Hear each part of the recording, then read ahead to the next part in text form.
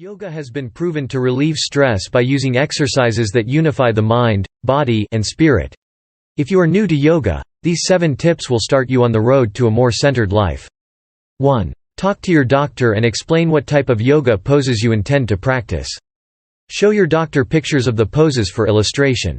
Your doctor may rule out specific poses, if you have high blood pressure, glaucoma, a history of retinal detachment, or heart disease. Make sure you follow your doctor's recommendations. 2. Find a yoga class that best fits your abilities. Talk to prospective teachers, and decide whether or not you can handle a program before you sign up. It's very important to take it one step at a time. Try a few beginner classes before you attempt more vigorous classes. Don't move ahead too quickly. Allow your body to adjust to your exercises. 3. Listen to your body and be aware of your physical abilities. You don't want to hurt yourself.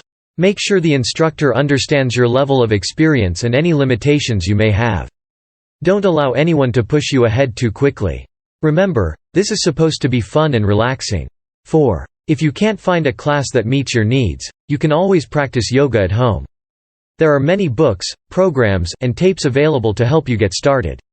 Search for the best products on the internet and read reviews. Talk to others for recommendations. 5. Why not try private lessons? You can book some one-on-one sessions with a teacher in your area. Most yoga instructors offer private classes or can help you design your own program. This is a good way to get started.